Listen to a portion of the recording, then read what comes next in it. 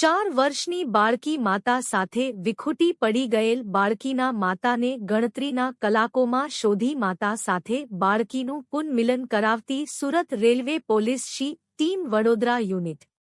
in charge નાયબ police મહાનિરીક્ષક Shri Parikshita Rathod સાહેબ અમદાવાદ નાયબ પોલીસ મહાનિરીક્ષક શ્રી સરોજકુમારી સાહેબ પશ્ચિમ રેલવે વડોદરા નાઓ દ્વારા રેલવે ટ્રેનોમાં તેમજ રેલવેહદ વિસ્તારમાં મહિલાઓ તથા બાળકો જાતીય સતામણીના ગુનાઓ બનતા અટકાવવા ખાસ સૂચનાઓ આપવા આવેલ જે અનુસંધાને નાયબ પોલીસ અધિક્ષક શ્રી ડીએચ ગોર સાહેબ સુરત વિભાગ સુરત તથા શી ટીમના in charge police sub inspector Shri A J Pandya સાહેબ નાઓની સૂચના મુજબ સુરત રેલવે સ્ટેશન ઉપર બિનવારસી બાળકો મહિલાઓની તપાસમાં રહેવા જણાવેલ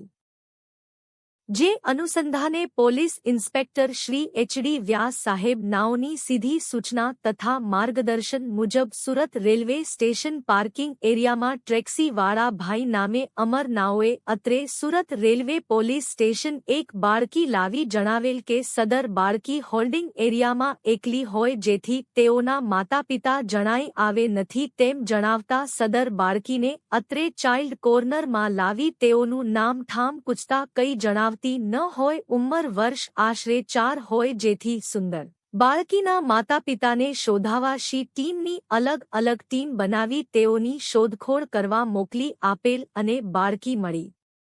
આવેલ જે તે ઠેકાણે લઈ બતાવતા કઈ બોલતી ન હોય જેથી સદર બાળકીના માતાપિતાની તપાસ થવા સારું વુમન એએસઆઈ મનીષા મધુકર નાઓ જે તે જગ્યાના સીસીટીવી ફૂટેજ જોવા ગયેલ તે વખતે એક સ્ત્રી રડતી જોવા મળેલ જેની પૂછપરછ કરતા માલુમ પડેલ કે તેઓની દીકરી આશરે 4 વર્ષની ક્યાંક ગુમ થયેલ છે જેથી તેઓની પાસે બાળકીનો ફોટો માગતા નહીં હોવાનું જણાવેલ જેથી વુમન એએસઆઈ નાઓ સદર બાળકીનો ફોટો બતાવતા તેઓની જ દીકરી છે તેમ જણાવતા તેઓને પૂછપરછ કરતા તેઓ જણાવેલ કે તેમની 2 દીકરી તથા 1 દીકરા સાથે બિહાર જતા હતા પણ ટ્રેનની કોઈ ખબર પડતી ન હોય જેથી